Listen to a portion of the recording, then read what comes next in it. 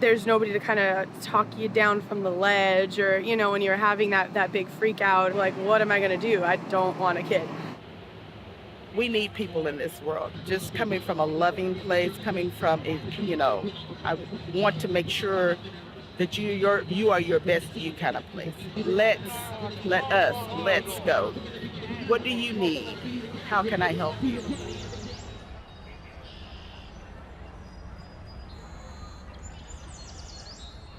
I think we were hanging out, like, this was years later after the fact, and we were just kind of relaxing, and we started talking about deep, dark stuff, and she just sort of went into it.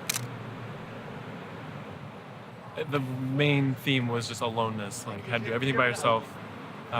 We were in Baltimore. She had to skip school, go downtown to a free clinic, super sketch. I think she had to have surgery. It was like the whole bit. At the time, she was living with her mom, so she had to hide everything. Just super secretive, and shame and guilt built up around it. So menstrual cycles all fucked up, relationship to men's all fucked up, relationship to herself is all fucked up, self-image, had a hard time. It's awful to know that someone you love felt that alone, I guess.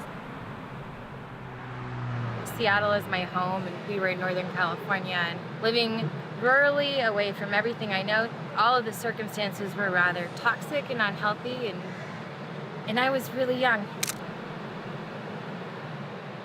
It was pretty confusing inwardly. My body started to change. I could feel being pregnant. I think it's always kind of been my destiny to be a mom.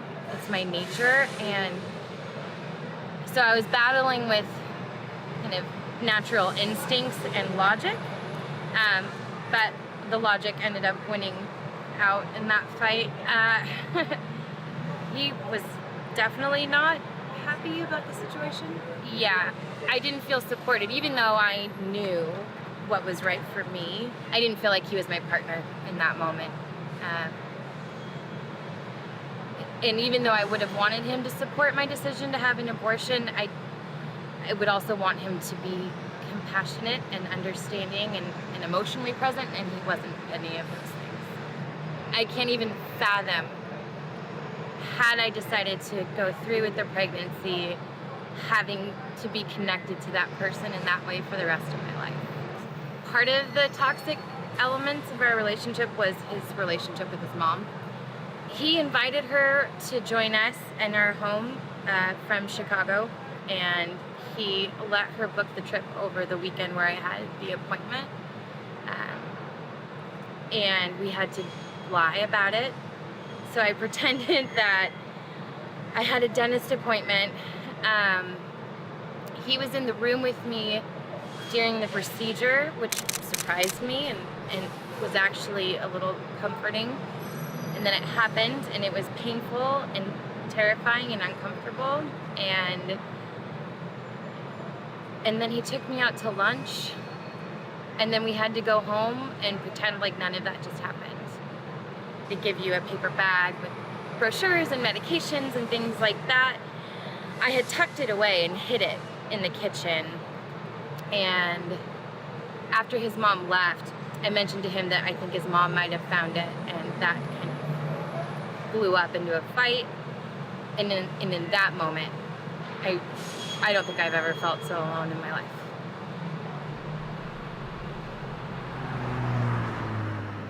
I probably took like 20 pregnancy tests.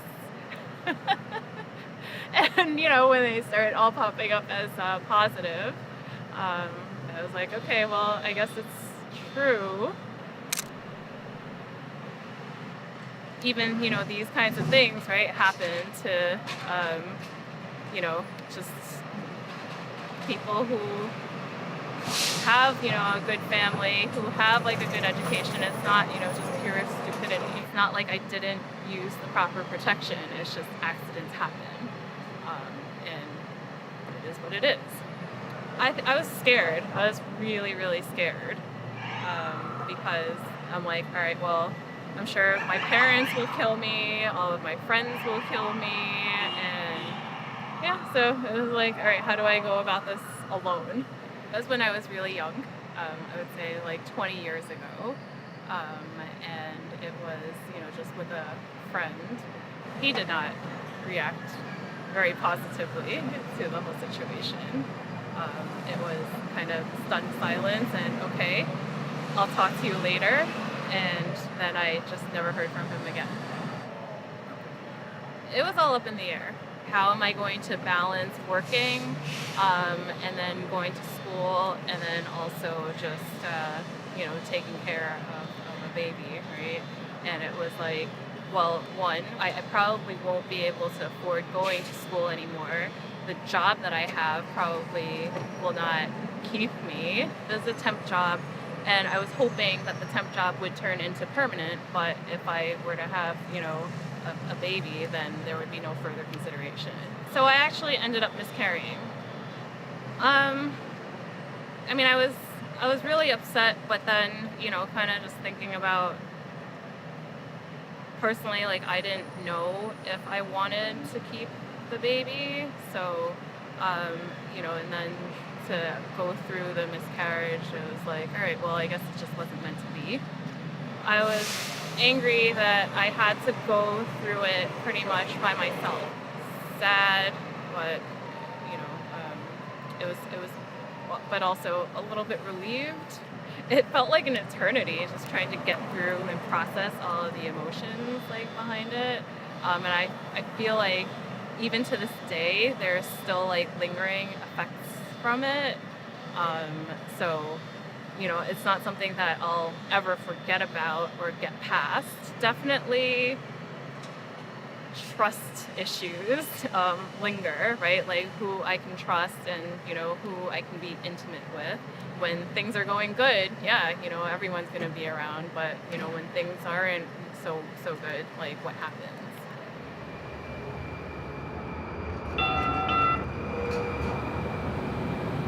It was a few months before my senior year of college. My long-term boyfriend and I accidentally got pregnant.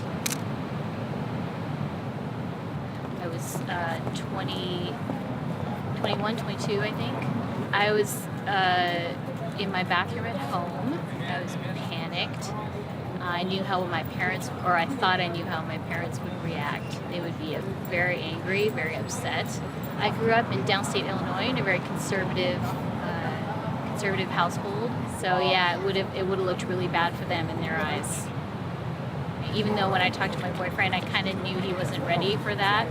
So even though I talked to him and asked him what we should do, I kind of knew what the answer was anyway. I remember it clearly. We were sitting in the car, and there was a long silence after I told him, which confirmed to me. It's like he used to. I knew what he wanted to say, but he also came from a very conservative household, so he was. I think he was trying to figure out a nice way to tell me that he wasn't ready to get married and have kids. I went and had an abortion, stayed with my friend overnight, and then drove back home the next day. So a couple of my close friends know, and my husband, and that's it. My parents still don't know to this day.